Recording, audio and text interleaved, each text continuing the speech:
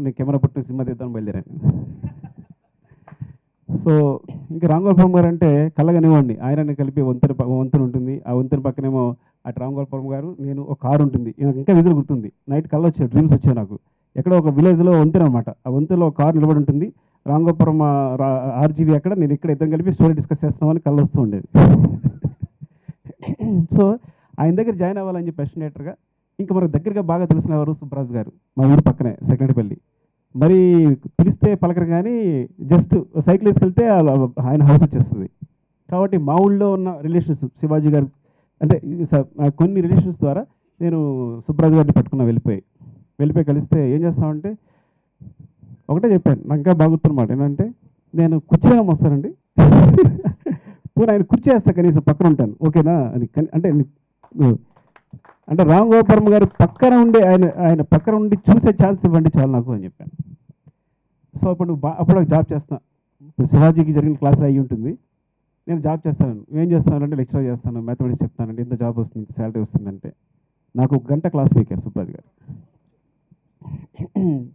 అంటే మొత్తం ఇక ఇండస్ట్రీ ఉన్న ప్రాబ్లమ్స్ ఇన్ని మొత్తం అన్నీ వీటికి చాలా కష్టం విషయం ఇది. నువ్వు అనవసరంగా మంచి జాబులు వేసుకుంటావు, మంచి ఫ్యూచర్ చేసుకుంటున్నావు అని మొత్తం క్లాస్ పీకారు. దాని గురించి నేనేం బాధపడలా. ఎందుకంటే నేను ఇప్పుడు ఎవరైనా నా దగ్గర ఎస్టిమేటర్ జాయిన్ వచ్చినప్పుడు సేమ్ క్లాస్ పీకుతాను తూచా తప్పకుండా.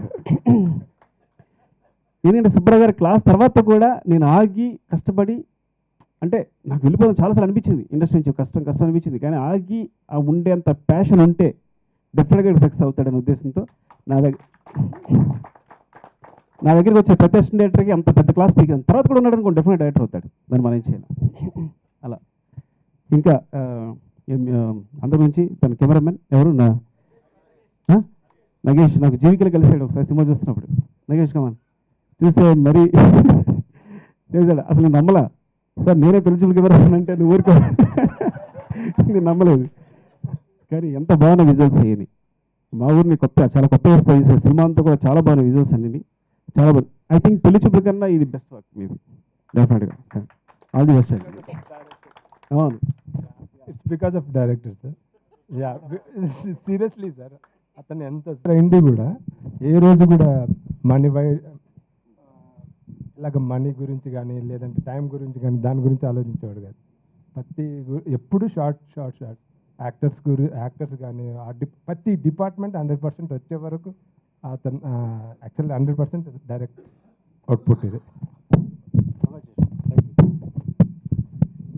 అలాగే ఇంకా మ్యూజిక్ డైరెక్టర్స్ ఇద్దరు, చందుని కార్తిక, ఇద్దరు వచ్చి ఎంత సిన్సియర్గా నాకు ఎంత నచ్చిందంటే, ఇది మలయాళం సాంగ్, దీన్ని కంపోజ్ చేసాం. నేనంటే అది దాచేస్తే బాగుండు, వీళ్ళిద్దరు పేరు వస్తుంది కదా అనుకున్నా అక్కడ కూర్చొని. లోపల ఏదో అంటే వీళ్ళిద్దరికి పేరు వస్తుంది కదా, సాంగ్ చాలా బాగుంది అనుకుని. కానీ పైకి వచ్చి చాలా సిన్సియర్గా చెప్పేశారు.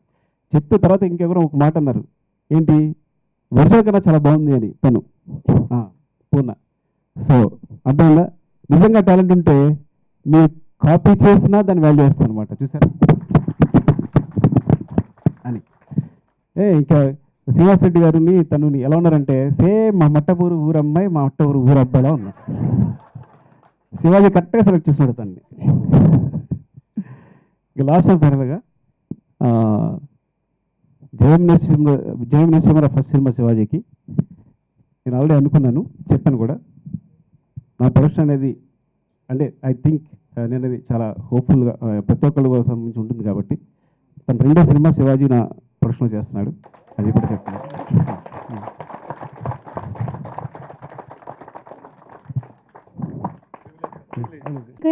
హీరో, క్యాప్టెన్, డైరెక్టర్, ప్రొడ్యూసర్ అన్నీ నాకు తెలిసి ఇట్ ఈస్ నా అన్న. ఆ ప్రౌడ్ నాకు ఉంది నిజంగా.